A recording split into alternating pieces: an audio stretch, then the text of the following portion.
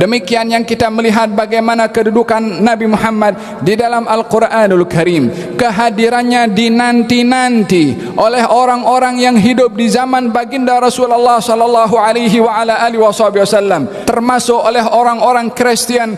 Hercules waktu itu termasuk seorang raja yang juga ahlul kitab, membaca Injil, mencari tahu berita-berita yang diungkapkan dalam kitab Injil tentang datangnya Nabi Muhammad sallallahu alaihi wa ala alihi wasallam. Hercules ketika menerima surat daripada baginda Rasulullah yang dihantar oleh seorang bernama Dihyah Al-Kalibi, ketika membawa surat kepada Hercules, lalu dibaca oleh Hercules daripada Muhammad Rasulullah kepada Hercules penguasa Romawi, masuk kamu kepada Islam, kamu akan selamat, kamu akan mendapatkan 2 kali ganda ganjaran daripada Allah Subhanahu wa taala. Maka kalau kamu tidak menerima ajakan aku, maka kamu akan menanggung dosa dan dosa-dosa pengikut kamu, dalam surat Nabi sallallahu alaihi wa ala alihi wasallam.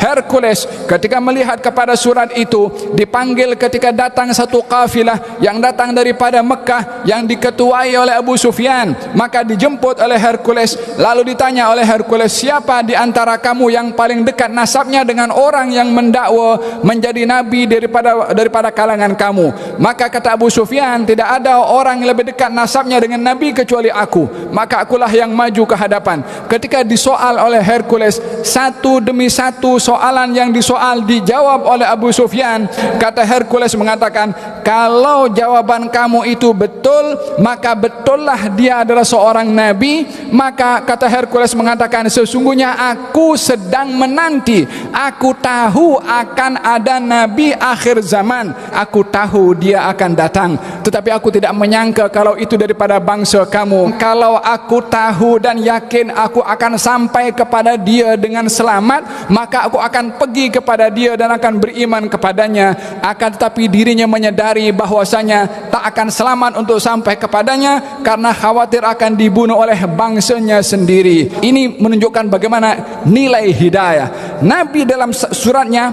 kamu masuk Islam kamu selamat.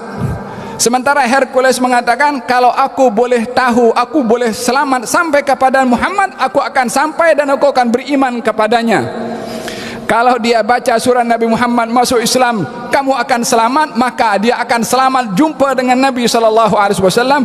Tapi hidayah, maka ini adalah innallaha yahdi man yasha, Allah akan memberi hidayah kepada siapa yang dikehendaki, wa yudhillu man yasha, dan menyesatkan kepada siapa yang dikehendaki oleh Allah Subhanahu wa taala. Kata Hercules mengatakan, kalau benar dia itu adalah seorang nabi dengan jawaban yang kamu berikan kepada saya, maka agamanya akan sampai kepada bumi yang saya pijak ini. Kata Hercules, dia pun tahu akan agama Nabi Muhammad akan sampai ke negeri Romawi yang ketika itu dikuasai oleh Hercules, dan memang benarlah agama Rasulullah sallallahu alaihi wa ala alihi wasallam sampai kepada Asyam, sampai kepada Persia, sampai kepada seluruh penjuru dunia sebagaimana dijanjikan oleh Allah Subhanahu wa taala, illa tansuruhu faqad nasarahullah. Dalam salat maghrib Imam tadi membacakan, kalau kamu tak tolong ini nabi, Allah akan tolong kepada dia. Siapa yang rugi kalau tidak tolong kepada nabi? Hanya orang-orang yang tidak mahu menolong kepada nabi, dia sendiri yang akan rugi,